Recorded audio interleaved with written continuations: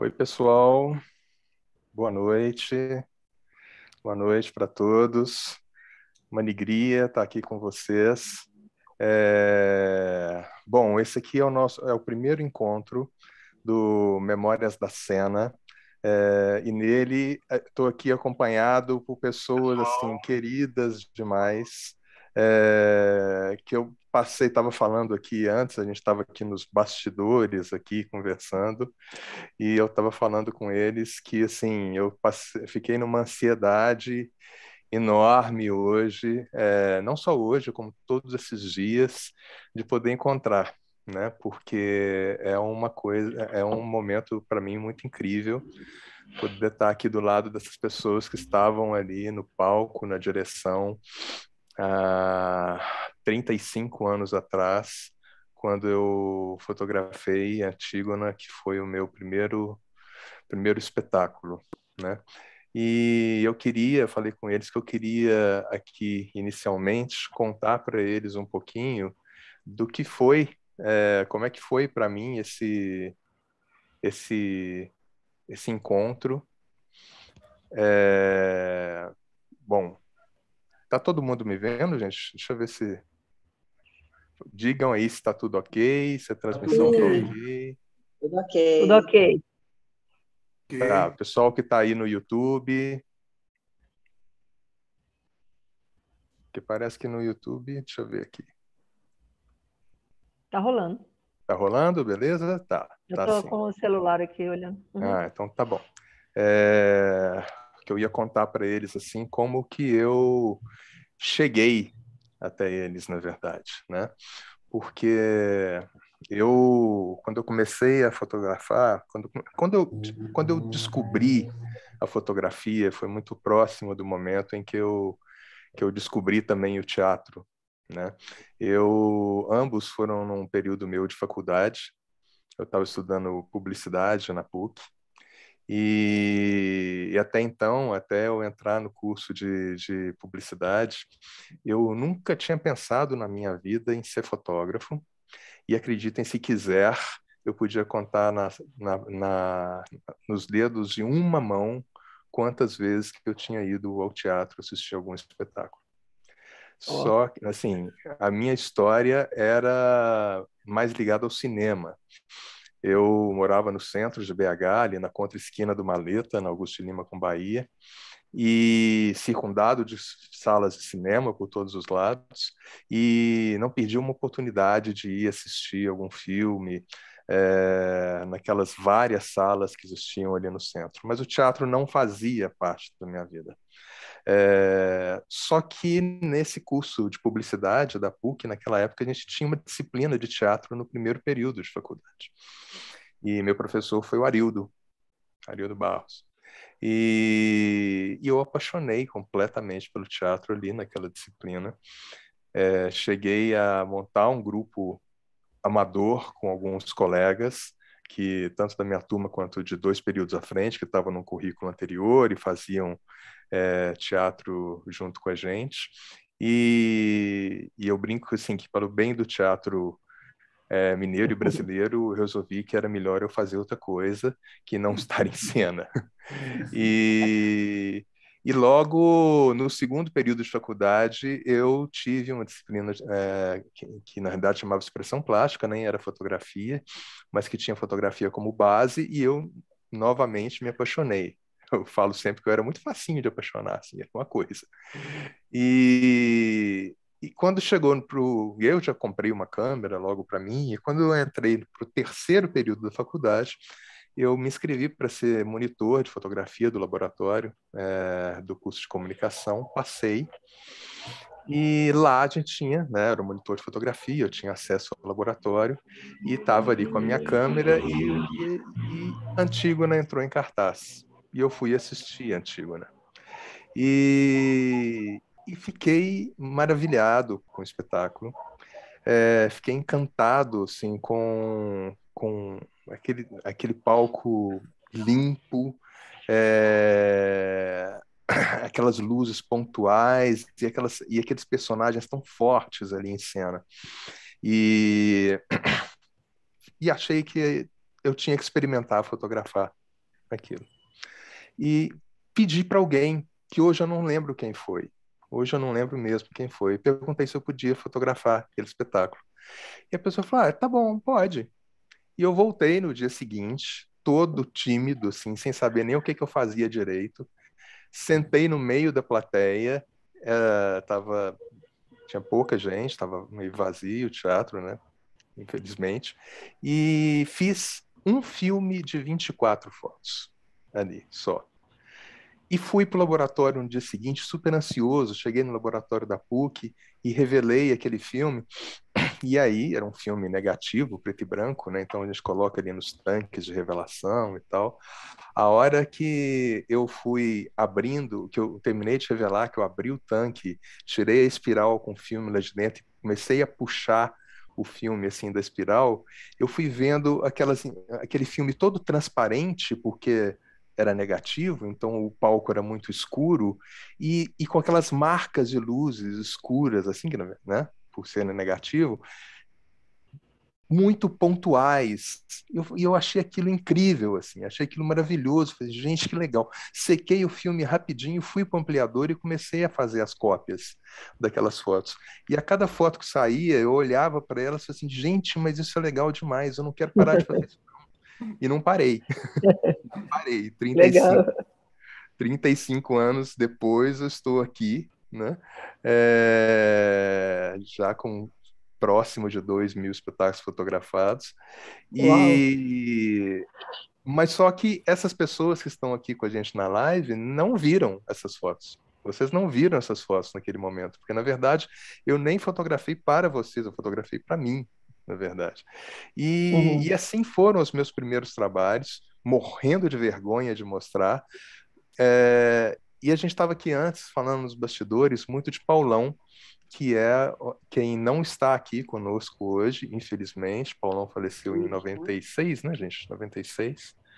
E Paulão foi uma pessoa que me impressionou tremendamente no espetáculo. E eu passei a seguir Paulão.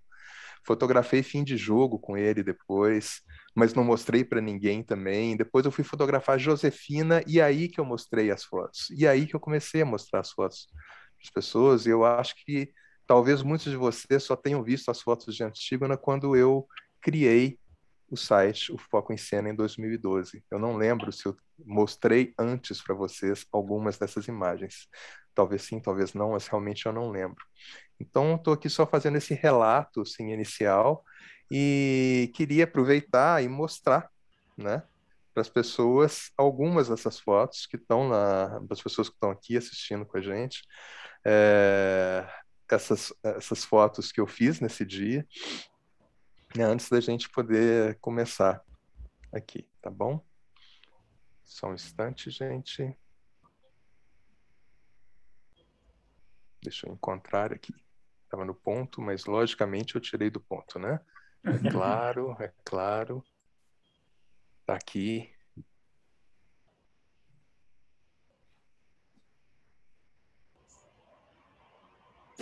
Aí em cena, então, Carlão, o Carlão, o diretor, né? Paulão. E o coro. O coro ao fundo, né? O coro com Elisa, não, Cida à esquerda, né? Cida, Elisa e Jonas. Isso. Eu no meio. Cida à direita, Elisa no centro e Jonas à esquerda. Veveco, que que linda a foto. daqui a pouco deve entrar aqui com a gente também, tá preso no trabalho, assim, mas deve entrar daqui a pouco, conversar com a gente também. Ui! A Jonas à guerra esquerda, é bom né? e Creonte, né? Isso, exato, a guerra. É Yansan, né? Yansan e Exu.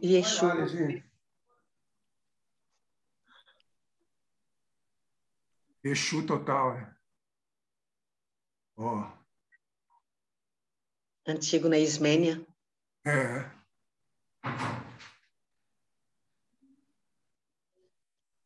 Creonte, Antígona e o guarda. Isso aí, gente. Lindas. Então, agora eu queria passar a bola aí para vocês Lindo.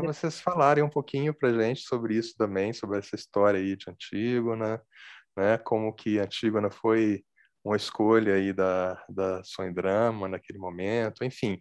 A gente conversou, assim, só para todos vocês saberem, quando eu convidei essas pessoas para estar aqui, eu falei, olha, nós não tem pauta isso aqui, é uma reunião de pessoas queridas, que muitos não se veem há muito tempo. O Jonas estava meio sumido de todos aqui, né, Jonas? E é uma conversa Voltei na pandemia. Então, é uma conversa bem livre entre nós e entre vocês que estão aí assistindo também. Quem quiser mandar alguma pergunta e tudo, fique à vontade. Mas passo a bola aí para vocês agora, gente. Eu queria começar com uma coisa, vendo essas imagens, foi uma coisa que o Rui Moreira, e vendo essas imagens, confirma mais ainda. Assim. O Rui é bailarino, né? Criador da Companhia Seraquejo, a gente criou junto.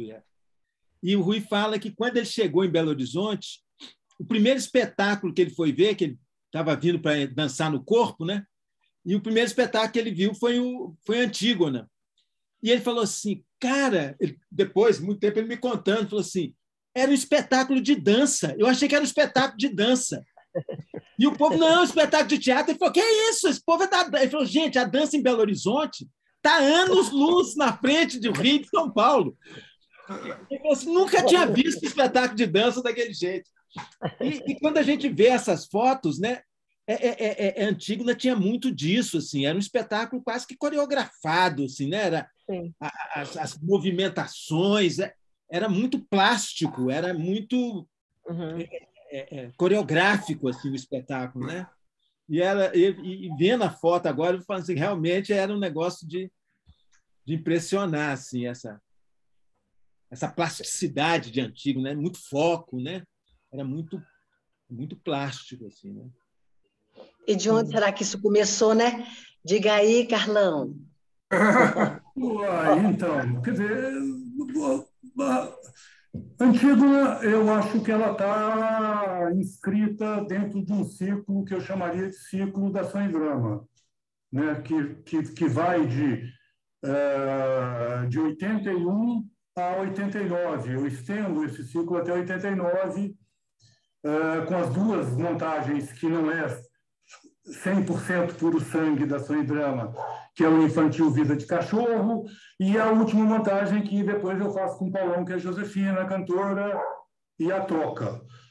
Antígona está no meio, né? Quer dizer, a gente passou por algumas experiências antes. Uma delas, eu gostaria que o Guto pudesse ter começado um pouquinho antes e Opa, ficou sem áudio? Travou. Deu uma travadinha. Deu uma travada, Carlão. Tá ouvindo? Deve estar, né? E eu acho que a internet dele deve ter caído o sinal um pouquinho, gente. Alguma congeladinha? Problema, não. Mas uma coisa interessante, eu vou pegar no que Gil, enquanto o Carlão não aparece, vou falar aqui do meu lado de cá, quando o Gil conta essas histórias aí, é que, e Carlão vai falar disso, Cida, nós atores, né, Jonas, era muito trabalhoso, assim, era uma disciplina, Carlão era uma disciplina férrea, no sentido de que nós ensaiávamos de segunda a sexta, de 6 às 10 da noite, numa escola ali na Barão do Rio Branco, na Savassi, e a gente tinha um trabalho corporal muito, muito, muito forte, né? É um trabalho de dança mesmo. Eu acho que é um trabalho de dança. Era uma coisa. Mas o trabalho era de dança, não exatamente porque se pensava na dança, mas se pensava nos personagens como símbolo, né? A gente era muito arquetipal. A gente pegou muitos arquétipos e a representatividade desses arquétipos corporalmente, assim, os desenhos corporais, né? A gente trabalhava muito o corpo. De repente, a minha personagem, que era Ismênia, quem era ela e que arquétipo que ela era? Se de repente, se de um lado Antígona era a coragem, né? A determinação, a coragem, é aquela que ia e que enfrentava, A Ismênia era o medo. Era o oposto. A gente falava que uma era meio contraface cênica da outra, na medida em que... E aí, se é o medo, quais são... E com a fala, a gente fez desenho das falas. Quando você tinha fala, você ficava experimentando como falar aquela fala, gestualmente, corporalmente, né? E o medo, arquetipalmente, quais são os desenhos, né, que o arquétipo do medo pode trazer, e aí como é que você leva isso para a cena? Por isso era tão desenhado. A gente desenhava muito, né? Uhum. Vem também um trabalho anterior que era o Grande Sertão, né? Que já era muito, tinha muito essa coisa da coreografia, né? Assim, é um já era do trabalho do Carlão, né, Cida? Mas já tinha os elementos muito fortes. É importante lembrar também, assim, já entrando um pouco também no tema, que a Antígona é a Antígona versão do Brecht, que é uma que ele, vamos dizer assim, ele deixa mais evidente a coisa capitalista, a coisa, né, desse heteropatriarcado, né, que hoje está tão evidente, escancarado. Então é o poder da mulher, do indivíduo contra o Estado, né, da mulher contra o masculino, né, que governa com a força. Então a Antígona é esse poder da mulher, né, uma desobediente civil que se rebela contra o Estado porque velar os mortos é anterior ao próprio Estado. Isso eu acho que é muito bonito. Então, a Antígona, ela é sempre atual. Tanto é a André Beltrão tem uma versão da Antígona agora muito legal, né? Eu assisti, a Clarice Batista, lá do Acre, me convidou para ajudar a escrever uma outra história. A Cris Tolentino aqui montou com umas mulheres da ocupação um espetáculo inspirado na Antígona. Então, falando um pouco dessa figura, né? É muito bonito quando o Creonte fala com ela: por que você é tão teimosa? Ela fala: porque eu creio na eficácia do exemplo. Né? E essa coisa dos signos era isso mesmo, era muito forte, né? A Antígona estava inscrita naquele homem do Leonardo da Vinci, né? Que é inscrita dentro daquela né, com os braços e as pernas abertas. E a Ismênia era gueixa, né? Era mulher que era. A gente assistiu muito filme japonês, a Shantae. Uma mistura, né, de tudo isso, né, gente? Tinha muita coisa do Kabuki, tinha muita coisa dos atabaques. Do Kurosawa, muita coisa do Kurosawa. Eu lembro que a Shantae é uma das personagens de um dos filmes dele, né? Não lembro se é Trono Manchado de Sangue, mas... Mas eu lembro disso. Que o ebó que eu fazia era dúvida. Eu ficava completamente de um lado do pai, do lado do amor, que era Antígona. Eu ficava no palco completamente dividido, até que virava um escorpião que se matava. Era uma coisa maluca, era uma coisa muito... Tem uma coisa que talvez situe bem, um pouco mais as pessoas que estão aqui assistindo a gente, que não tiveram a oportunidade de assistir o espetáculo. Eu tenho aqui o programa dele, né? Tá aqui, ó. Ah, que lindo! Tenho isso. Que tá lá. Eu tenho o convitinho. Ah, que ótimo. Tá aqui. Eu colecionei muitos programas de espetáculos, o que facilitou muito na montagem do site, assim. E aí eu coloquei, inclusive, lá no Foco em Cena, um texto da Sonho e Drama, que está ali no site, que diz o seguinte: de Sófocles a Brecht, de Brecht a Sonho e Drama, não estamos fazendo uma tragédia, e sim montando um texto trágico-político. Também adaptamos a adaptação do Sr. Brecht, principalmente no que nos pareceu demasiado dura, dogmática. Cortamos o prólogo, Berlim, 1945, que apesar de belíssimo, nos pareceu extremamente localizado, Berlim, 1945. Hoje teria sentido falar de Zuzu Ângelo, mas acreditamos já estar falando com a força do texto. Transformamos o coro de anciãos em coro de conselheiros reais de Tebas e criamos o coro 2, que simboliza a oposição tebana. Algumas alterações de ordem cronológica foram feitas, cortamos do texto toda a referência a Édipo Rei. E finalizando, diversos personagens e acontecimentos que existiam apenas enquanto narração passaram à existência real, teatral. Durante quase 5 meses de ensaio, desenvolvemos quase todo o trabalho de interpretação em fusão de 3 conceitos: signos, impulsos e partitura. bem como na discussão e aprofundamento dos elementos de distanciamento já incorporados em nossa linguagem proposta. O Estado é possível? That's the question. Atualíssimo! Sim, impulso e partitura. Gente, só dando um retorno aqui, parece que lá teve um pico de energia lá no Carlão, a internet caiu, ele está tentando voltar, tá? Eu falei bom, com ele só para dar uma informação. É isso. Tá bom, tá bom. Cida, uma coisa muito interessante da Sonhdrama é que quando Cida vira e fala aí do Grande Sertão Veredas, isso assim, foi uma das companhias que quando eu entrei até por causa de... Eu pedi para entrar e me aceitaram, e eu fiquei muito feliz com isso, porque era uma companhia que buscava muito, né?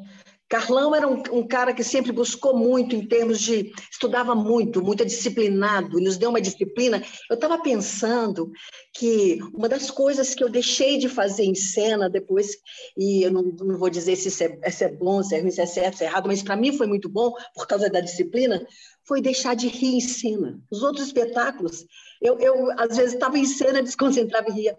Depois que eu entrei para a Sonhdrama, isso deixou de acontecer e eu vejo isso como uma coisa maravilhosa, porque a gente estava mais centrado, que era uma coisa que se trazia. Antígona trouxe muito isso para mim, né? Como trouxe para mim a disciplina, a organização, essa história. Estudamos muito, a gente estudou demais, né? Teve pessoas...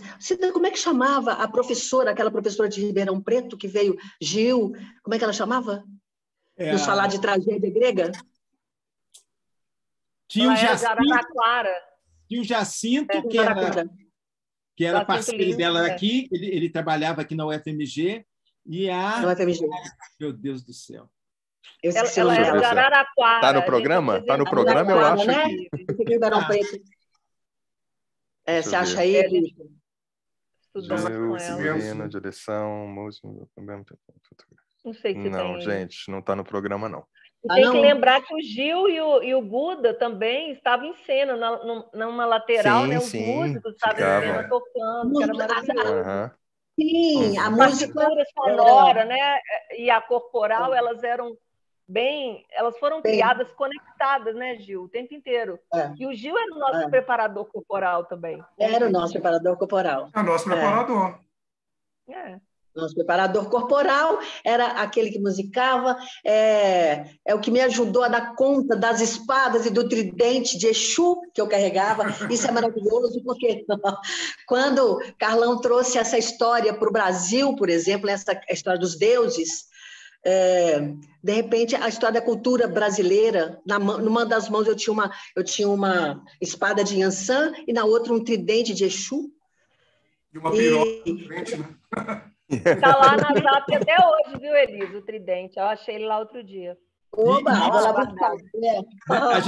a gente pensando hoje, o que a questão da trans... Era um Exu trans. A figura de Elisa ali era essa figura ali naquele momento. Claro, ela tinha um pinto e o peito de fora. Aquilo era um negócio avassalador. Era verdade. Era um Exu trans totalmente travestido. Uma mulher trans fazendo, né? Literalmente as pessoas ficavam chocadas. Quando a gente esteve em São Paulo, por exemplo, fazia fila de gente para saber o que era aquilo, né? Então, assim, essa opção que a gente fez pelos signos, né? Ela trouxe uma dimensão tão atemporal e tão marcante nas questões que a gente tocou, né? Assim, né? O que a gente está vivendo hoje, a falta da desobediência civil, a falta está tendo, mas essa postura que Antígona, né, de enfrentamento ali, isso é um negócio que até hoje é muito complicado, né? A gente tem hoje aí a história muito complicado, e é uma mulher, né? E é uma mulher que enfrenta. É uma mulher que enfrenta, né? Então assim, não pode continuar, Gil. Então, eu acho que essa pegada de Antígona, né, ela está ela traz, né, como a gente falou aqui, a questão da homossexualidade, né, pela figura trans ali que a gente traz, isso estava ali problematizado, né? Era um caminho para se discutir esse corpo. E ao mesmo tempo, assim, a guerra que não tem, né? Não é guerra. A guerra, ela é masculina, ela é feminina, ela é. Então, ela é tudo. Né? E essa coisa também hoje, né, que é uma estética afrozen, né? Porque a gente estava entre o Japão e a África. Ali exatamente. Tanto que termina o espetáculo com a morte, que sou eu vestido com kimono azul, né? E com isso mesmo. Rodando enlouquecidamente, você tocando e... É isso mesmo. Nossa, aquilo era de uma força. Aquilo era muito. Aquela cara com espelho, assim, puta merda. Todo refletindo no teatro inteiro, né? Era uma coisa que tirava o fôlego. Exato. E o espelho que refletia tudo e todos, né? Naquela morte. Né? Todo mundo ia morrer. Refletia a cara de cada um. Então, o que eu acho interessante, isso que está falando assim, olha, o símbolo, a partitura, né? A gente tem a história corporal. Eu digo assim, era de muita...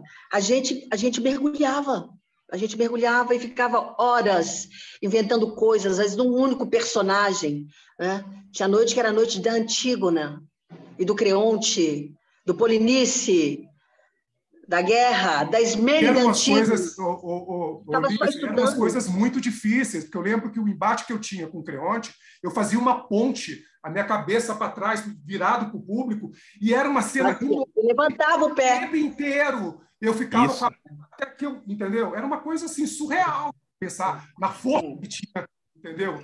Isso foi o que me impressionou muito, assim.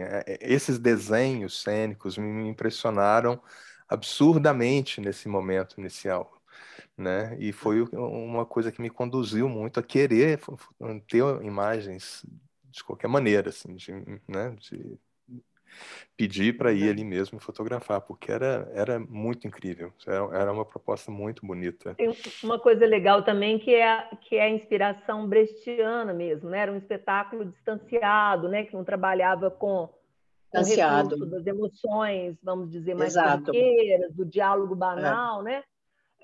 Do drama, né? Sai do drama. A gente entrava e saía das personagens também, né? A gente entrava como atores, tanto é que as roupas eram comuns, né? Eram uma diferença para homens e mulheres, mas eram uns kimonos, tudo preto, com uma faixa. Na realidade, era uma blusa e uma calça preta, e a gente colocava as coisas por cima. Era uma camiseta. Isso. E a gente entrava como atores, e se posicionava e, vamos dizer, entrava no signo do personagem. E isso também dava essa possibilidade da gente fazer outros personagens, no caso do coro, né? Com as máscaras na frente. Então, isso era muito forte também, esse distanciamento, assim, né? Do tipo, isso é uma encenação mesmo, então, esse caráter assim, teatral, né? Vamos dizer, ele é muito forte também no trabalho, né?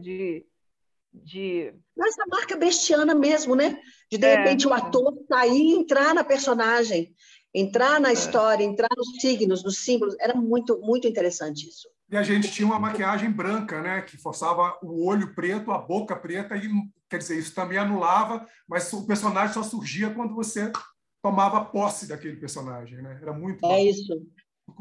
E o que levou essa escolha por Antígona naquele momento? 1986, né? Porque Antígona é de 86, né? Eu fotografei em 87, Elisa estava me atualizando aqui, mas é de 86, né? O que levou à escolha de Antígona? Algo mais específico do momento, enfim. Vocês lembram disso? Olha, eu não sei, mas eu tenho a impressão que Antígona vem com uma proposta que eu acho que era do Goethe, de fazer um trabalho onde a gente foi convidado, porque a gente já tinha feito o processo do Kafka, a metamorfose, e aí vem uma provocação do Roland, eu acho, da gente montar um Brecht, Entendi. E eu acho que aí a gente pega Antígona e que era uma coisa que, né, porque a sonho e drama ela vinha muito da adaptação de romances. De literatura, né? Literatura para cena. A gente não trabalhava com texto teatral. Texto não dramático. E era a partir daí que a gente construía. E Antígona vai ser um primeiro momento em que a gente vai passear por um texto teatral que era dramático, né? Escrito com dramaturgia, né? Não dramático, mas com dramaturgia. E aí, nesse momento, a gente rompe, mas aí a gente faz isso, né? A gente não consegue nem ficar com um autor só. A gente vai pegar Sófocles, a gente vai pegar Brecht, vamos ler o Anouilh também, não tem o Anouilh? Como é que chama? Né? Anouilh. A versão de um francês, Anouilh. Sim. E aí que a gente vai tentar, a partir desses textos diversos, a gente vai caudal, né? Desse caudal, achar uma história, né? Achar a forma de contar essa história. Agora, em 86, Oi? Em 86, eu vim do Goethe, né, por causa do Pagu Teatro e Dança, entrei no Grande Sertão, e aí, quando me chamaram para o Antígona, eu estava com 18 para 19 anos, olha que loucura. Para viver Emon. Eu falei, meu Deus, a minha cabeça, que cabeça mais maluca. Uma coisa que eu acho interessante é que, completando essa história aí também de Gil, essa pesquisa do humano, que sempre instigou muito a ação e drama, né?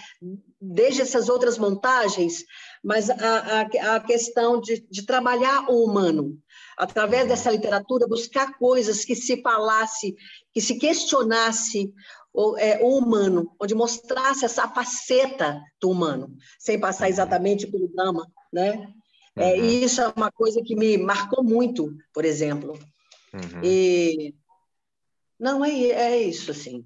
Bom, é de uma riqueza muito grande, como que Antígona é de uma riqueza, foi uma riqueza muito grande para nós todos, assim.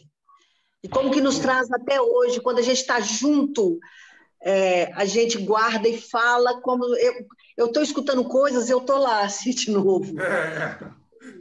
Eu acho até que é legal ter foto, assim, acho que a gente podia, às vezes, de vez em quando, pôr alguma foto para o público, para quem estiver vendo, também ter um pouco de noção do que é esse universo, porque, por exemplo, uma das coisas muito importantes e que até hoje eu acho que é um desafio do teatro, que é o rompimento com a lógica do discurso, né? Sim. Para mim, Antígona assim, é um momento em que a música falava uma coisa, o corpo falava outra coisa, o texto falava outra coisa, e quando aquele corpo movia, era uma outra coisa que... Então, era muita informação ao mesmo tempo. Opa! Estou compartilhando novamente aqui as imagens. Pode seguir. Né? Então, eu acho que quando a Elisa traz essa coisa do humano, né? Era assim, não tinha a questão do humano, mas era uma questão que a gente queria ampliar o que era esse humano. Sim, né? sim. A gente queria ver que a gente não era uma coisa linear, um discurso linear. Né? Então,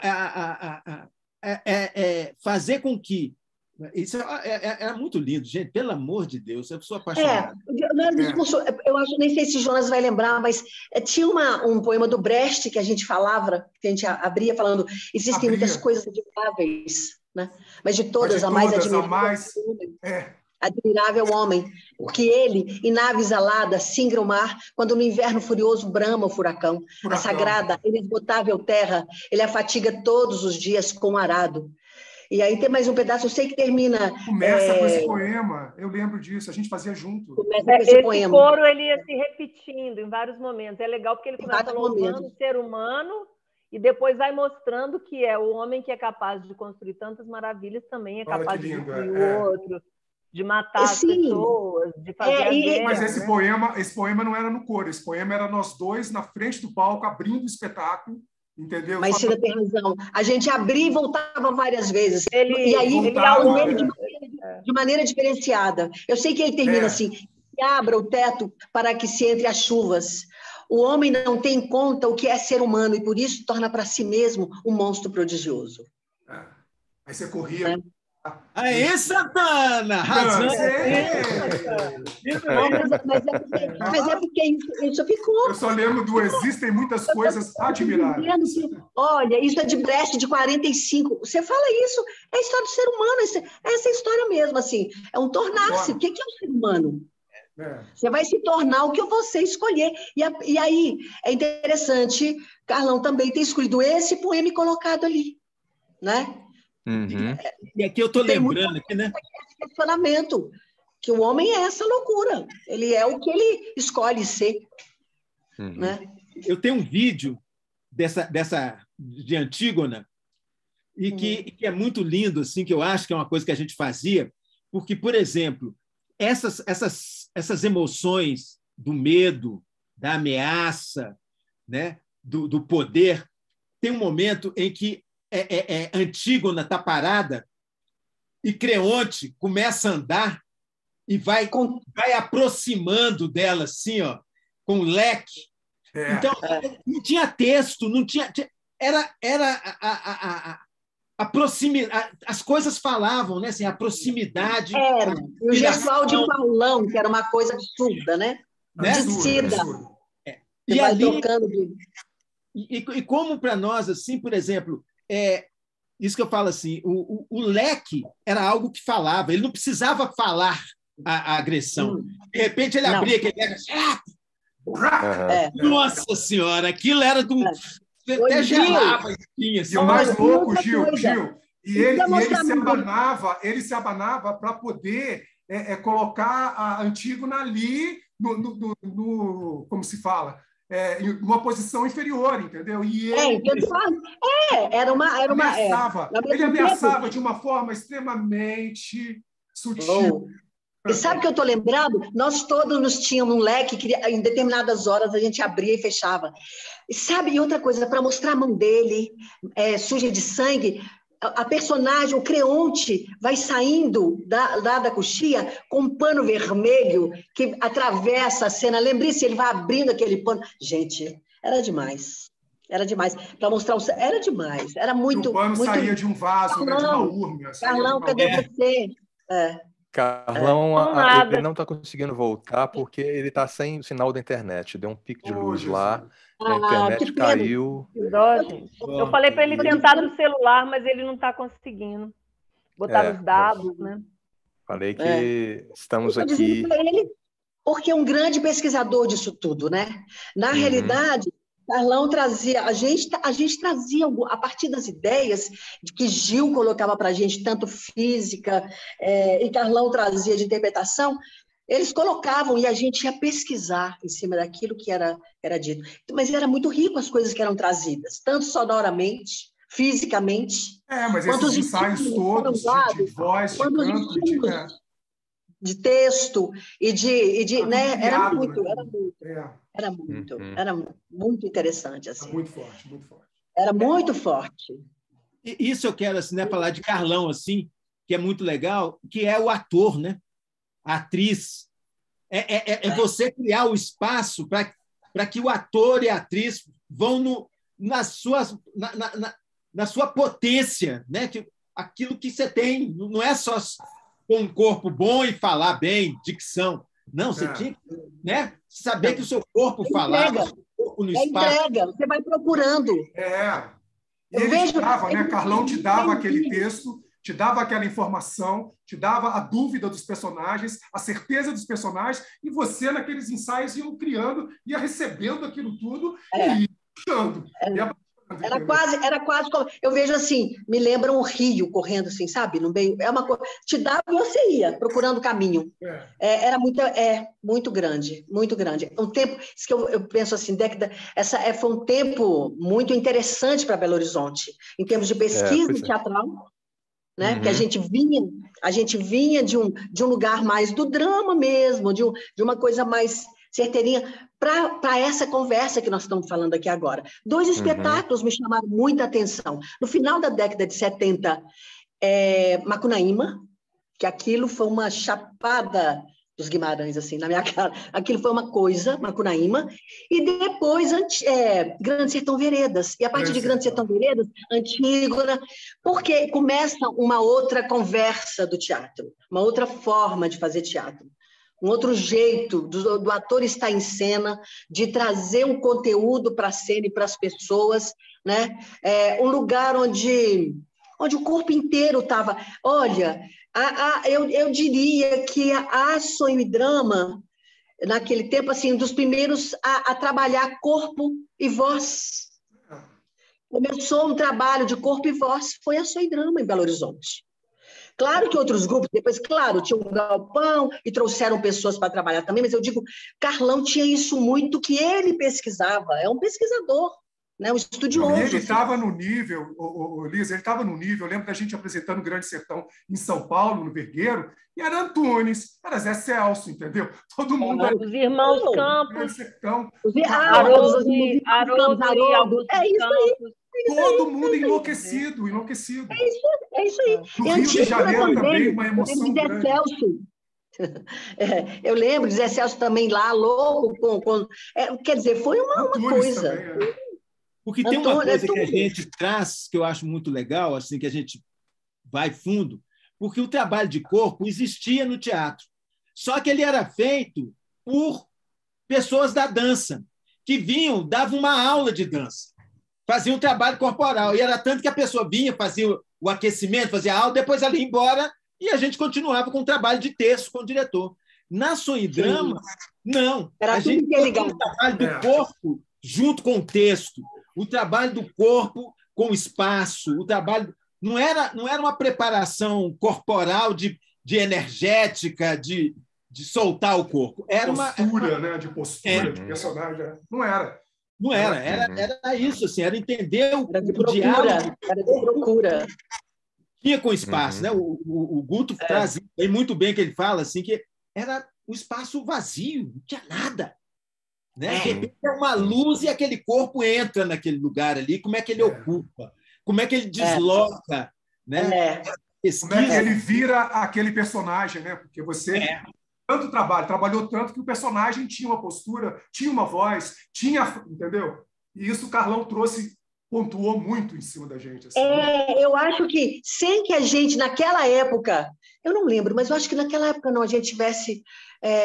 a gente teve contato com Grotowski naquela época, mas era em busca do teatro pobre. Era isso, era nós em cena, com o corpo, com a voz, com nossos símbolos, com a nossa, sabe assim, com gestos...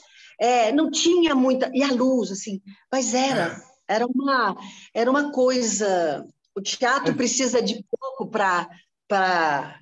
Quer dizer, aparentemente de pouco, porque o que nós trabalhamos era loucura. Né? É isso que eu estou falando, nós trabalhávamos de segunda a sexta, 4 horas por dia, quando ia aproximando o espetáculo. A gente começava a trabalhar no sábado e faltando um mês era sábado e domingo também. Sexta, sábado, segunda... Era, completamente.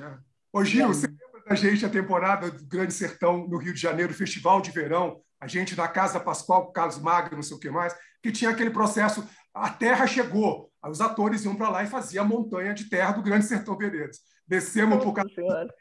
Era um monte de saquinho de areia da praia. Caramba, era saibro, era uma terra que não ficava... Um monte de saquinho de areia que eles pegaram na Barra da Tijuca. Como é que ia montar isso? Era uma loucura. Rio de Janeiro, né? Quer dizer, ou seja, a montanha era de areia e sal. Tá ótimo. Areia, Pessoal, olha só. Só passar aqui para vocês. Tem muita gente, não tem perguntas, mas tem muitos comentários aqui no YouTube, tá? No chat aqui do YouTube. Só ler algumas coisas rapidamente aqui para vocês. Deixa eu voltar aqui um pouco mais em cima.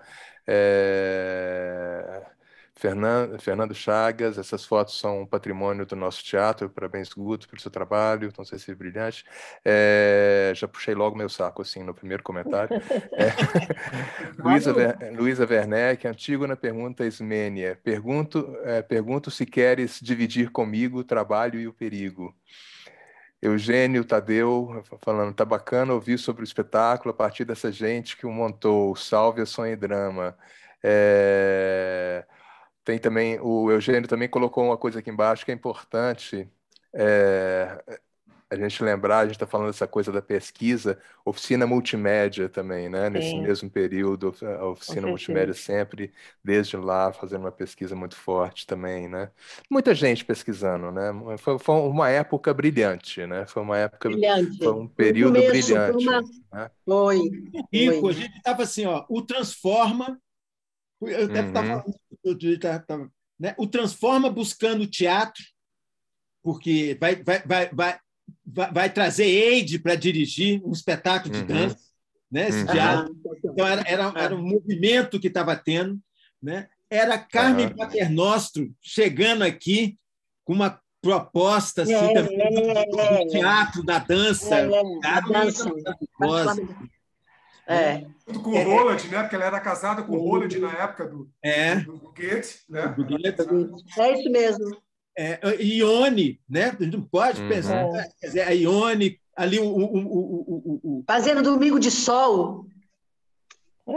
O Galpão fazendo teatro na rua, enfim. Galpão na rua. Fazendo teatro na rua. O Corpo não começou por aí também, não? Maria foi quando? O Corpo isso também, é nesse período. Sim, nesse período. Nesse período que o Corpo começou a movimentar também. Foi. Maria foi na década de 70.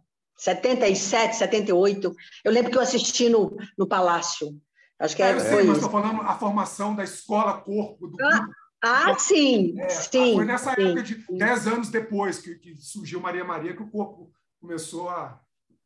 Não, é um caudal, né? É um caudal. Na dança, primeiro ato também, o primeiro ato já ali. Isso.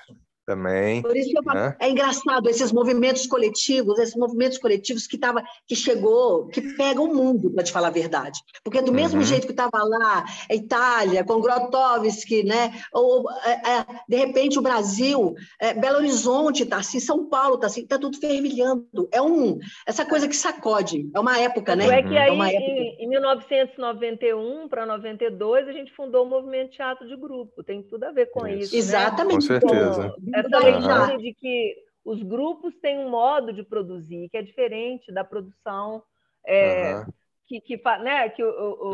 aquela ideia de você montar uma fábrica para produzir só um espetáculo. Então, os grupos têm essa ideia da continuidade, formação de repertório, treinamento, né, que é o debate do teatro antropológico, treinamento constante de corpo, de voz. Então, isso é muito impactante mesmo. Assim, essa consciência do... quando a gente consegue também começar a criar políticas públicas para os grupos, isso é fundamental. Porque aí os grupos começam a ser ouvidos, aí depois tem o FIT, que já é 94, né? Que aí é um impacto assim, absurdo na vida de todos, né? Porque você consegue ter acesso a outros grupos, outros trabalhos, e você fala, nossa, o que a gente está fazendo é legal, a gente precisa conseguir. E é isso, né, gente? Agora na pandemia, essa crise geral, né, de tudo. 85 até 90, 92 foi uma coisa muito forte. Muito forte, muito forte. Entendeu? Porque depois o teatro começou a virar atrair, coçar, é só começar, começou uma bobajada de gente, virou uma outra coisa. Não, começou outras linguagens, mas eu falo assim, mas de modo geral, mas é porque é isso mesmo, né? Tem sempre as duas histórias, assim. Eu lembro de uma aula que o Adir deu lá na Zap, e tem aqueles que, de maneira mais curta, tem os espetáculos que endossam a questão do sistema e os espetáculos que questionam a questão do sistema, né? Então, assim, é isso, assim, mas de modo geral, eu acho que na década de 80 o teatro independente da linguagem, mas o teatro, ele fica mais consistente. O teatro em Belo Horizonte, que começou na década de 50, quer dizer, começou antes, mas o teatro que na década de 50, 60, começa a engatinhar, tá? Mas, de repente, chega na década de 80, ele se solidifica, isso que Cida falou é muito interessante, porque vários grupos aparecem. Belo Horizonte é um lugar de grupos, porque não tem televisão, no meio de comunicação. Então, é o lugar dos grupos, do coletivo, e o trabalho de teatro, ele é muito trabalhoso, precisa mesmo de muita gente. Ou arte coletiva, gente. Nossa Senhora, vamos falar a verdade. E antes da gente, assim, né, os grupos, né, do D'Angelo, outros grupos que já estavam pesquisando, com o próprio Klaus. Então, assim, a gente são gerações que vão dando gerações que vão frutos e vão. Então, tem até uma pesquisa, acho que do Bernardo Mota Machado, muito bonita, que fala de 3 ciclos de vamos dizer assim, de grupos que vão gerando outros, né? Então, acho que a gente é da segunda geração. Depois tem uma terceira que vem com a pesquisa do teatro colaborativo, enfim. E aí eu acho que isso é muito interessante a gente observar, né? Mas o Marcos Vogel falava uma coisa legal. Para o teatro ir bem, todos os tipos de teatro têm que ir bem. Então, eu acho que essa convivência também entre formas de teatro diferentes, ela é saudável, né? Porque... É riqueza, né? É riqueza. E as pessoas é que vão escolher aquilo que elas querem ver. Mas isso é riqueza. Riquezas são diferenças, pode-se dizer assim. Nesse momento tem uma coisa muito importante, que é a questão da formação. Porque o que eu acho que é incrível que vai acontecer nesse período é que, como estava se tendo uma linguagem diferente, precisava se formar artistas para esse lugar. Não bastava, você não achava mais um ator que tivesse esse corpo de Antígona. Tinha que formar. Entendeu? Aquilo que se queria, você tinha que formar. E a gente não tinha escola. A gente tinha pouca escola em Belo Horizonte. Você tinha o TU. Eram escolas livres, né? Eram muito poucos os lugares. TU, né? Então, os grupos... A universidade é de 99, né? A UFMG bem depois. 99. Bem depois. Era Cefar TU, basicamente, né? Então, o Palácio foi 87, Gil, mas o Palácio é o de 87, formalmente falando, né? Assim, porque eu sou da primeira turma do Palácio em 77. Nós éramos 50 alunos em 77. Eu lembro que Jussara Costa, deixa eu ver quem mais, Sumaia, nós todas somos desse tempo. Eu lembro que entraram 50 alunos, o Gustavo Bones, Marcelo, desculpa. Nós entramos em 77, Marcelo. Nós entramos em 77, e em 80, e ficamos até 80, que aí eu saí para fazer quem estava. Não, em 79 fez Viva o Cordão Encarnado, mas em 79 só éramos 5, porque o povo foi saindo, né? E depois, aí a gente foi fazer Viva o Cordão Encarnado, depois Dona Beija, mas depois, então, se fundou a Escola do Palácio, que eu não lembro mais o ano, mas você está dizendo que é 85, né? 87. E aí eu não sei se teve um vácuo, que de 80 até 87 não teve turmas, eu não lembro mais. Mas eu sei que eu sou da primeira. Mas era muito informal, assim, ela não tinha uma estrutura mesmo, assim, era um curso livre. Né? Era um curso livre. Era curso livre que entrava e saía, sim. Eu lembro de Marcinho Machado, Deus o tenha. Ô, Gil, a gente chegou a ensaiar há quanto tempo, hein? A gente ensaiou? Antígona? Uns 9 meses. Uma coisa assim. Não. Acho que foi 5 ou 6 meses. A época a gente foi para o Festival de Inverno também, São João del Rei, lembra disso? Lembro. Eu lembro, eu com 2 crianças pequenas ficando doente, o Gil também. Vocês davam um workshop, a gente ensaiava. Era bom, porém era difícil. Madrugada. Nossa Senhora. Eu lembro. Ensaiar até não sei que hora, eu sei os meninos chorando, e o trem pegando. E os meninos cresceram? Os meninos cresceram? Mas a gente acordava, às vezes, ajudava. Aqui, o mais novo, era tão pequenininho, eu chamava eles de piu-piu. Sabe o piu-piu? Piu-piu. Mas acho que a gente tinha nem aluno ainda. Gente, olha só. Nós somos 3 famílias, o Gil, a gente e a Vandinha, cada um com 12 crianças. Eu lembro. E aí eles iam trabalhar, a gente acordava. Eu acordava tardérrimo, porque eu e Jonas Miquéia nos ia para a noite.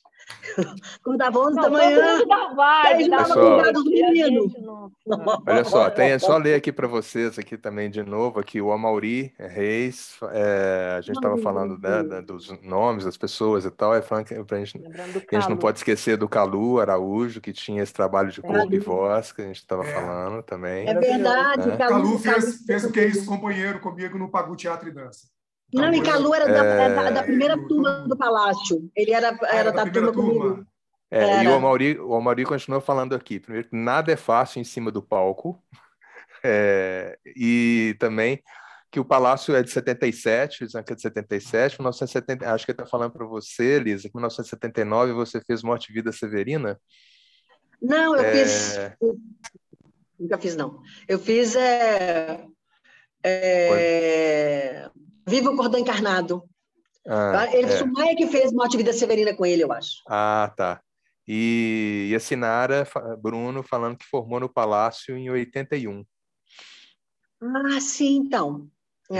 Então tinha... As escolas livres do Palácio. Os cursos livres do Palácio. Sim, né? sim.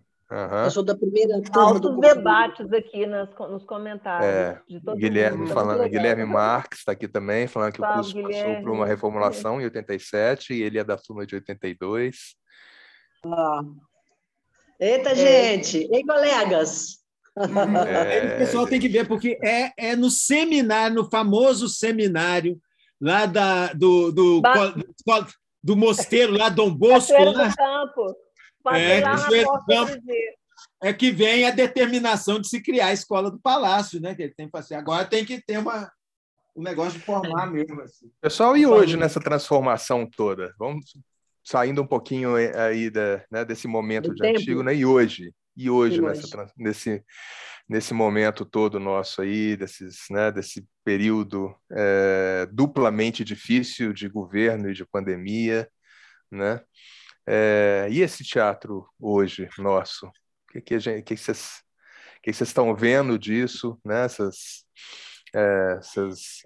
Toda essa experimentação, que hoje nem pode dizer muito mais experimentação, que eu acho que é uma realidade muito forte, né? O teatro também aqui na internet, que eu acho que não acaba, pode acabar a pandemia e tudo, mas eu acho que a gente está aprendendo muitas outras coisas também, né? Outras formas de chegar, né? até o público e tudo. O que pode se trazer disso para o teatro presencial? Enfim, o que vocês estão vendo aí? Então, um grande vazio, sabe? Assim, vazio de... um interregno mesmo. Acho que a gente está fazendo uma coisa que a gente ficou muito querendo definir o que é, se é teatro, não é teatro. Acho que isso não interessa. A gente sobreviveu fazendo. Acho que tem boas experiências, assim... Eu gostaria de citar o trabalho do Galpão, que é da rádio, eu achei incrível, né? que é Ver e Escuta, maravilhoso. Gostei muito da Hilda Penha também, muito bonito o trabalho da Sara Rojo. E outras iniciativas, assim, a gente experimentou umas coisas também. Eu criei uma história de uma mulher que está refugiada na Casa Amarela, num galpão teatral, né? Como diz, qualquer semelhança é mera coincidência. Mas eu acho que a gente vai ter que reaprender um pouco, porque, por exemplo, é inimaginável hoje você enfiar para dentro de uma sala de ensaio, já era antes, e trabalhar 5 meses com um elenco de 6 pessoas, 5 horas por dia, isso é inviável, não há quem... Mas já é um tempo que isso não é, né, Cida? Isso já, e agora vai ficar mais agravado ainda. Então, eu acho que a gente vai ter um tempo aí meio sem saber do que a gente quer falar. Eu mesmo assim, eu não sei. Eu acho falar. Mais isso. Sobre o quê? Eu acho isso. Sabe? Para quem? Isso. Como? Então, para mim, pessoalmente, como artista, está uma grande interrogação nesse momento. Eu acho, Mas sabe o que eu acho também, Cida? Eu acho que, na verdade, reflete o momento agora, entendeu? Ninguém consegue ficar 5 meses ensaiando, como a gente ficava 12, 18 horas ensaiando enlouquecidamente, entendeu? É tudo para musicais feitos no Rio de Janeiro, são feitos em um mês. A pessoa dança, canta, levanta a perna lá de um mês. É uma loucura pensar nisso, entendeu? Então, assim, olha só. Momento que realmente, ou a gente assume e continua, ou entra profundamente para fazer 5 meses valer, ou então a gente entra nessa reta de 1 mês está pronto e valeu. E vamos... Jonas, sabe o que eu acho? Eu sou muito de... Eu não sei se eu estou correta, mas de esperar as coisas dizerem. A gente está num tempo muito... É difícil isso, porque as pessoas vão falar assim, mas eu não posso esperar, eu quero trabalhar, eu preciso ganhar grana, eu sei, mas eu penso que os tempos vão dizer. Eu também cheguei a aventar, fazer alguma coisa via internet, mas eu, sinceramente, eu não sei, hoje mesmo eu pensei, eu falei assim, olha, tomara que tenhamos um público, porque o povo está cansadíssimo de live, está cansadíssimo de internet. Eu vejo assim. Então, eu espero que as pessoas estejam aí, estejam vivas e achando bom aqui junto com a gente, como a gente está amando estar aqui. Eu estou amando estar aqui, gratidão. Mas acho que o tempo é que vai dizer melhor o que vai acontecer, porque há um vazio. Eu fiquei pensando, Cida falou uma pergunta, de falar de quê? Tem tanto para se dizer e, ao mesmo tempo, está tudo tão esvaziado. Olha, para todo lado que você acha, tem corpos. Para todo lugar que você olha, tem corpos. Seja corpos mortos, sejam corpos desabados, porque está todo mundo exausto. É isso. A gente está exausto, a gente não sabe... Tem muita gente morta viva, né, Gil? Tem muita gente que está morta viva. Então, é isso mesmo, Jonas. Então, a gente vai ter que dar um tempo para o tempo e ver de fato assim. E porque eu venho de um teatro que eu sempre achei que teatro era esse assim, corpo a corpo, frente a frente. Né? O teatro existe quando tem alguém e tem alguém para ver, e eu gosto desse calor. Agora, é dizer o que o tempo vai dizer, porque tem coisas aparecendo mesmo, tem coisas novas por aí. Há o esvaziamento ao mesmo tempo. Como as coisas são cíclicas e como nada para, tudo está em movimento, as coisas vão movimentar e vão dizer. Não sei se quando elas disserem, eu vou estar apta a querer fazer, eu vou querer fazer, eu vou estar querendo ouvir, mas elas vão dizer. Resta saber daqui a quanto tempo, que pode ser amanhã, como pode ser daqui a um ano, pode ser... É isso, né? O Gil teve uma experiência linda. Conta aí, Gil, da sua experiência com os meninos no fã, foi tão legal, com aquela galera... A muvuca. Não, mas agora foi isso. Mas eu queria resgatar uma coisa aí para mim, que é o que me mantém hoje. O que eu aprendi na Sonho e Drama. Sabe, assim, eu acho que a Sonho e Drama me ensinou duas coisas muito importantes. Primeiro, trabalhar com o que tem. Sabe? Eu acho que isso, para mim, foi o grande ensinamento da Sonho e Drama para mim. Que eu carrego comigo para tudo que eu faço na vida, eu faço com o que tenho. E segundo, o que eu tenho que tirar o máximo dele. O mais simples que eu tenho que fazer o máximo. E isso tem me permitido trabalhar, né? Continuar criando a partir dessas questões, né? Que, apesar dessa loucura toda, tem me permitido estar trabalhando, porque, como Elisa falou, e todos nós aqui temos essa sensação, de que quando a gente é provocado lá dentro, não importa se eu tenho dinheiro, se eu não tenho, eu quero fazer. Eu quero fazer. Isso meu tem que vir para fora. Se você vê que você tem algo para pôr para fora, aí, meu amigo, ninguém segura. Então, eu estou apostando muito nisso, sabe? Assim, os meus espetáculos que eu tenho feito nesses anos todos, né, são espetáculos que têm vida curtíssima, porque a estrutura social nossa ela está muito, né, midiática, muito o marketing invadiu muito a nossa cabeça. Né? Então, tudo é muito... E a gente parou né? Eu fiquei... Teve uma época assim, que eu entrava no maleta, às vezes, ou encontrava com alguém na rua e falava assim, e aí, como é que tá? Não está dando para fazer porque meu projeto não foi aprovado. Eu estou esperando aprovar o projeto. Quer dizer, a gente parou de fazer para poder ficar esperando algo que vai me fazer algo. E eu falo assim, porra, e hoje? O que eu vou fazer hoje? Eu tenho que comer hoje. Não dá para me esperar fazer um projeto para me comer hoje. Esperar captar recursos para me comer hoje. E a arte, para mim, é nesse sentido. Eu tenho que fazer hoje. Então, eu acho que eu estou, sabe, eu estou nessa batalha. Eu estou minha bandeira, assim, minha coisa, com as pessoas que eu encontro, que eu convivo, né? E aí a Muvuca foi um pouco disso. Foi muito lindo para mim ser convidado para fazer a Muvuca, em que eu tive, durante 3 dias, no FAM, né? O Festival de Arte Negra me chamou, convidou 4 pessoas, cada um de uma área, música, né? Grace Passou, do teatro, a Dione, da dramaturgia, o Cobrinha, que é lá de Salvador, da dança, e eu, daqui de Belo Horizonte, com a música. E eu tive 5 artistas, 5 músicas, né? Mulheres e homens músicos, uma mulher dançarina e um dançarino, e uma menina que era do grafite e que migrou para a dança. E aí a gente tinha que viver alguma coisa durante esses 5 dias. Né? E aí todo mundo assim, e aí, o que nós vamos fazer? Eu falei, não sei. Né? O que você quer fazer? O que você faz? Né? E na medida que cada um... Porque o negócio é esse, eu sinto assim, que a gente está muito assim, eu vou tocar hoje a música mais incrível. E aí eu preciso de uma banda, eu preciso de não sei o quê, para fazer a música. Mas eu falo assim, vamos só fazer assim. Vamos só fazer. Vamos só fazer. Vamos só fazer. Vamos só fazer. E aí, quando isso veio à tona, foi um negócio tão bonito. Foi vindo uma musicalidade, né?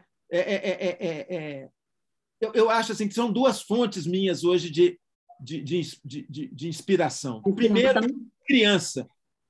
A minha pesquisa tem quase 10 anos, ou mais, aliás, 1995, que eu comecei a pesquisar criança. E a coisa que eu mais aprendi com as crianças foi: uma criança dança, canta, representa e faz coisas com as mãos que cria. E, de repente, ela, depois desse processo que a gente vive, você fala com ela assim, canta. Ah, não sei cantar. Dança. Dançar nem. A gente não sabe mais nada. A gente não sabe mais nada. Mas isso está dentro da gente. E a minha questão hoje, para mim, é fazer isso. Vamos olhar para essa criança? E quando essa criança, que nos permite cantar sem preocupar com a afinação, que nos permite dançar sem saber se a coreografia está certa ou não, um corpo aparece, que eu acho que é isso que eu aprendi o trabalho que a gente fazia na Sonho Drama. É o corpo que aparece. E esse corpo, quando aparece, é maravilhoso, gente. Gil, eu estou muito tocada com o que você falou, e eu acredito nisso piamente. Assim, quando você falou, me tocou muito, quando você virou e falou assim, trabalhar com o que tem, foi o que eu fiz quase durante 20 anos na Católica com os alunos, com o que tem. Eu vi que era arte e educação, porque é o que eles têm, não tem nada. Trabalhar com o que tem, e as pessoas sempre têm alguma coisa. A gente sempre tem alguma coisa. Né? Muito, que lindo isso, Gil. Que lindo isso. Não, que bom você falar disso e lembrar disso para a gente. Viu, Gil? O que tem não é pouco, não. O que cada pessoa, entendeu? Não é pouco, não. Não. Mesmo, entendeu? Não, Jonas, porque cada pessoa é um livro. Cada pessoa é um livro. Cada pessoa é uma história. E a sociedade está aí dizendo que eu não posso ser, porque eu não tenho um projeto aprovado, eu não tenho financiamento, eu não posso... Poxa, a gente tem que parar com isso para mim, sabe? Eu quero fazer... Vamos ocupar os lugares. Nós temos... Aí é antigo. Né? Vamos ocupar. É desobediência civil. Eu quero outra economia. Eu quero capitalismo. Eu quero outra economia. Eu quero compartilhar. Pelo amor de Deus. É isso mesmo. Mas é isso que está acontecendo. Ele está nessa briga toda porque outra coisa precisa nascer. Vai nascer. Olha que coisa linda. O Guto fez um trabalho maravilhoso. A hora que ele liga e fala assim, eu vou fazer um encontro para a gente ver aquelas fotos. Eu vou falar assim, quanto que é o cachê?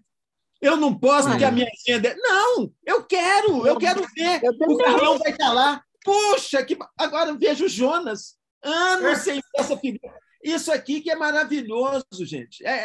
É esse compartilhar. Você não vai falar de Esse é o medicina, pagamento, não, esse é o pagamento, entendeu? você não vai falar de medicina, não, que vê, tá me vendo? Porque ele é que tem mais.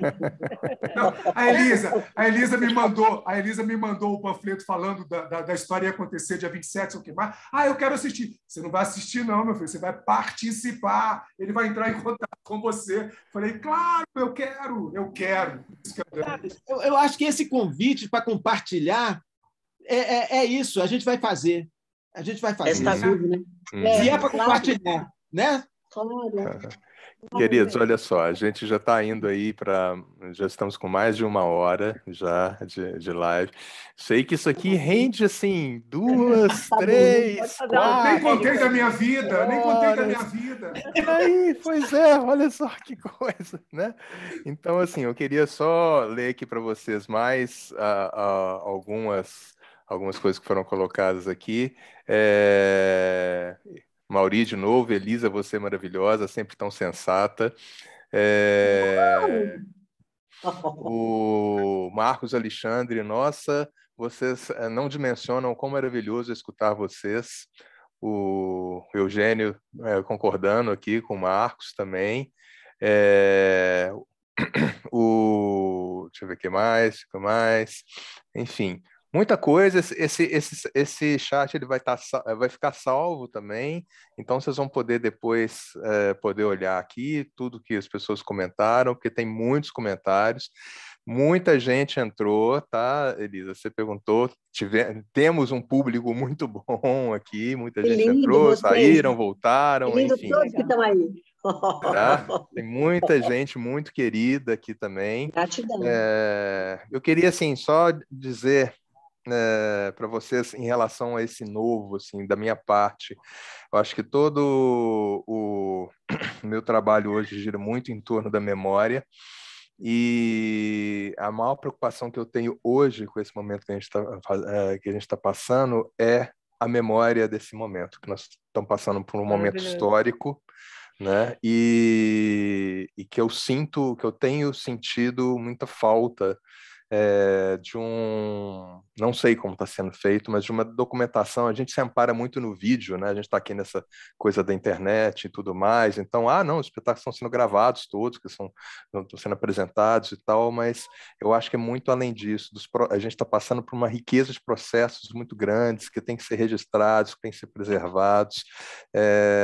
Eu sempre me preocupei com isso e tenho me preocupado muito mais ainda nesse momento com isso. Então é quase um pedido a todos assim que cuidem, né, da memória do que estão fazendo agora, porque é um momento histórico que aí para frente muita gente vai ter muito a aprender com isso, como estão, né, aprendendo aqueles que estão aqui também escutando vocês maravilhosos aqui falando sobre Antígona e tudo mais, e eu aqui escutando e falando assim, nossa, eu comecei numa hora muito boa, muito certa, com gente muito boa, gente, olha só, por isso que eu ainda estou aqui.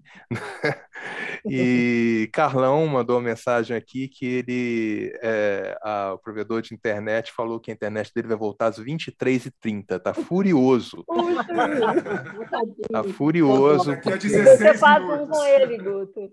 Gente, eu entrei com o Carlão semana passada, nós treinamos tudo aqui, falei, não, Carlão, tá beleza, tá tudo certinho, estava todo animado, cai hoje. Mas teve uns picos de energia aqui mesmo, aqui em casa também. Mas o projeto continua, o Carlão vai voltar em outras coisas, outros momentos aí. Essa gravação nossa vai ficar no YouTube, vai para a página do Antígona no Foco em Cena também, para as pessoas poderem ver as fotos lá e acessarem essa live aqui nossa e poderem ver lá. E eu estou programando mais. Eu queria fazer todos, né, gente? Eu queria pegar cada espetáculo e juntar todo mundo aqui e fazer, né? Mas não dá.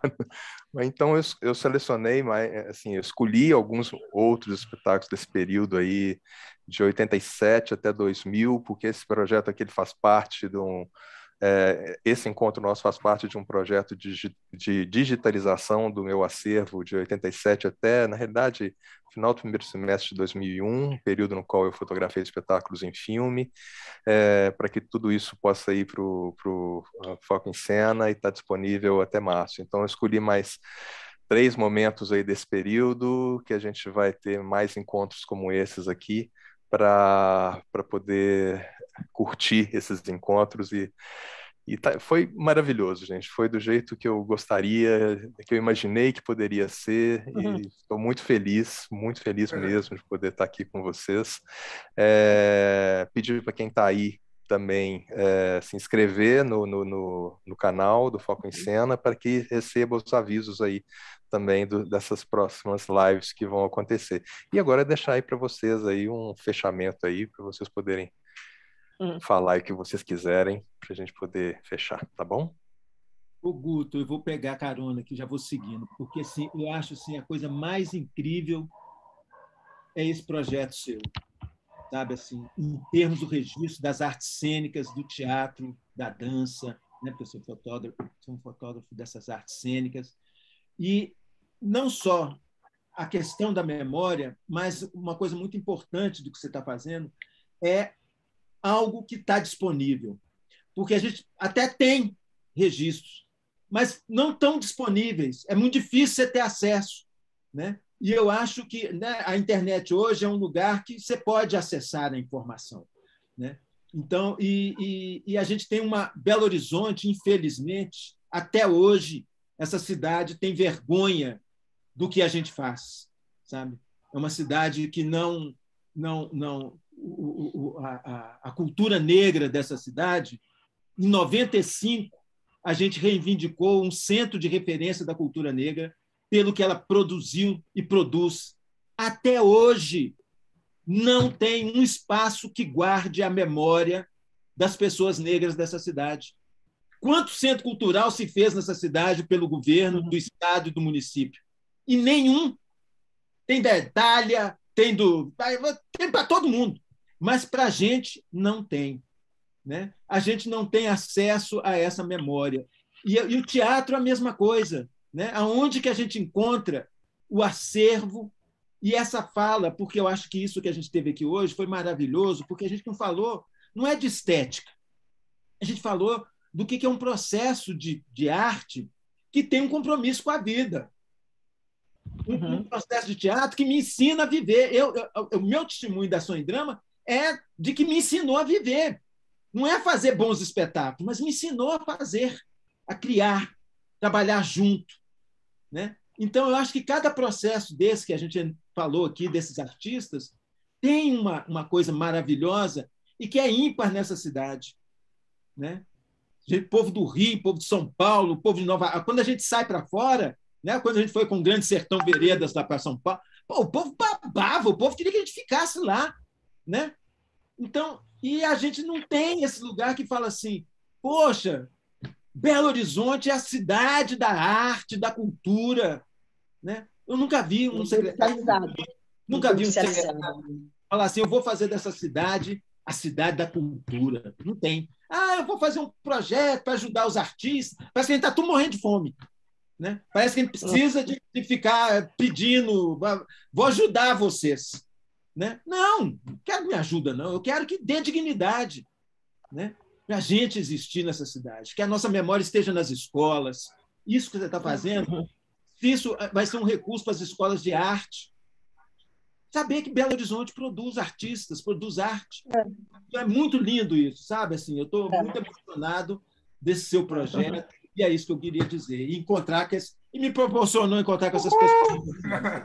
Grande abraço a todo mundo. Beijo, querido. Obrigado. Depois de tudo que Gil disse, eu só tenho a dizer o seguinte. Primeiro, gratidão demais. Achei uma honra, achei uma alegria. Fiquei pensando, desde o dia que você me convidou, esse encontro, ver essas pessoas, nós todos aqui. Eu falei, gente, entendeu? E aí a gente está aqui. Eu acho muito importante, sim, história, memória, cultura, identidade. É isso aí, assim, eu sou o que eu vivi. Eu sou o que eu aprendi, E tudo, quando o Gil vira e fala... Eu aprendi muito. Eu falei, gente, Carlão foi meu mestre, meu grande mestre, entende? E, claro, e juntamente com esse grande mestre, eu falo de Carlão, grande mestre, porque ele arregimentava todas essas pessoas, Cida, Gil, eu aprendi muito com com esses processos. Porque eram processos de formação humana, como eu disse, humana. Através do teatro, eu, inclusive, fiz religare. Porque quando eu fiz a minha entidade da guerra, eu sonhei com uma escada rolante. Belo Horizonte ainda não tinha um shopping, BH Shopping estava sendo construído, 80 e poucos.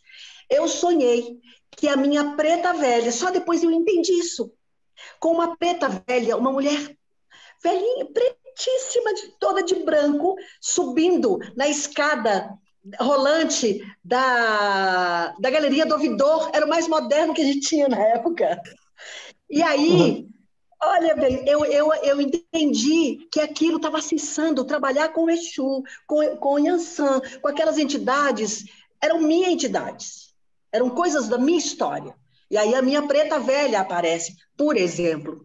O teatro me deu religar. A partir de Antígona, a Soidrama, passei 28 anos, a ZAP, junto com a ZAP 18, mas foi um lugar que até hoje, até quando se chegou na ZAP, porque nós viemos de lá, essa minha transformação, eu pensei assim, cara, se eu não tivesse feito teatro, se eu não tivesse achado a Soidrama, a ZAP 18, eu tinha sido internada. Véi, sabe assim? Então, assim, é uma formação de sujeito que reverbera na minha profissão, no meu ser humano, e aí, gratidão. Muita maravilha estar aqui, tá? Agradeço a você e todas as pessoas que vieram nos ver.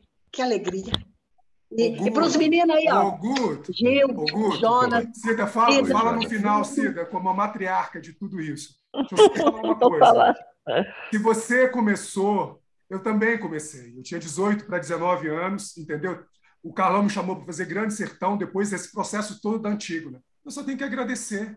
Eu sou o que eu sou hoje por causa dessas pessoas que fizeram teatro comigo e me ensinaram muito, entendeu? Então eu tenho que agradecer ao Gil, agradecer a Cida, agradecer a Elisa, agradecer a Carlão, agradecer a todo mundo, entendeu? Paulão, em memória. Saber que eu me transformei nessa pessoa por essa disciplina e por essa arte que fez parte da minha vida, entendeu? Muito obrigado. Carlão, você está ouvindo? Ô, gente, desculpa, Cida, só um minutinho. Eu falo, só para falar assim, a Antígona, a Soidrama, foi o lugar onde se reuniu mais negros para trabalhar em cena. Pode ir, Cida. Foi muito emocionante. Mais branco que existe, hein? Muito emocionante estar aqui hoje. Carlão não está, né? A internet caiu, mas estava super presente em todas as falas. A gente sente ele não está, mas de fato, Gil e Carlão foram mestres nossos, né? Porque os dois sempre tiveram essa relação de muita amizade, né? Eram dois palhaços, né? Dois clowns pelas ruas, aprenderam muito nas ruas também, né, Gil? Quando eu conheci Gil e Carlão, eles faziam a boca das coisas. Era incrível esse espetáculo, maravilhoso. E eu acho que a Soidrama foi uma escola de formação. Através dela eu me tornei diretora também, consegui me tornar diretora e fiz uma carreira como diretora, segui junto com a Elisa na ZAP, que a gente construiu também por causa desse passivo todo que a gente herdou, né? E eu acho muito bonito, Guto, esse trabalho seu, porque nesse momento que a gente está atravessando esse túnel escuro, eu entendo muito que o Gil fala que a gente não tem que esperar nada, mas às vezes esse vazio até do que a gente vai filtrar de tudo isso, né? Eu estou lendo agora A Queda do Céu, do Schopenhauer. Eu falei, nossa senhora, gente, está tudo errado mesmo, né? Porque se a gente não for atrás dessas matrizes indígena e africana para a gente pensar um mundo em outras bases que não seja europeia, não tem jeito, não tem lama, é vírus, é destruição, é morte. E o que a gente fez no teatro foi sempre o contrário disso. E você, Guto, preservando essa memória de uma maneira viva, porque é uma memória viva, faz um trabalho assim, de muito alento para a gente nesse momento. Porque quando a gente está nesse túnel escuro, a memória é essa memória que vai nos dar futuro, né? Pensar que o futuro é ancestral, o futuro é a memória. Então, com tudo isso que a gente falou, eu acho que a gente se fortalece e agradecer muito também as pessoas que foram muito carinhosas. Foi muito bom te rever, Jonas. Saudade, falei com você e com eles outro dia. Beijo para o Carlão, pena que ele não está aqui. Beijo para os meus companheiros Elisa e Gil. E para você, um maior abraço apertado, de carinho, de gratidão mesmo, Guto. Muito obrigada. Foi lindo. Obrigado, querida. Obrigado a todos vocês, gente. É uma honra enorme assim ter vocês na minha vida. Vocês fazem parte dela, com certeza, né? Eu falo que assim é uma alegria muito grande quando eu termino de fotografar um espetáculo e falo assim, nossa, que bom que eu faço isso, né? Porque eu tenho vocês guardados comigo para sempre, assim. Então, para mim é uma alegria enorme. Quero também agradecer muito a duas pessoas, a Daniele Ávila Small, meu amor, que está me salvando todos os dias nos últimos anos, assim, e ontem e hoje ela me salvou muito, assim, porque foi um dia danado hoje meu modem queimou, a internet eu não conseguia configurar essa live, eu já estava ficando enlouquecido hoje, e ela e Letícia Leiva, que está fazendo minha assessoria de comunicação também, me salvaram aqui hoje, senão eu já estava ficando louco já. E fazer também, assim, deixar essa live como uma homenagem, assim, ao Paulão, né? Ao Paulão que não está aí, ó, está aí em cima e está muito na memória de todos nós, né? Ele infelizmente morreu sem saber que ele é um dos maiores responsáveis por eu ter me tornado um fotógrafo de espetáculos, assim. Então, fica aqui a minha homenagem para ele. Salve, Paulão. Tá bom? Paulão. Queridos, um beijo enorme para todos vocês. Obrigado a todos que assistiram. Obrigada. Vamos encontrar no presencial.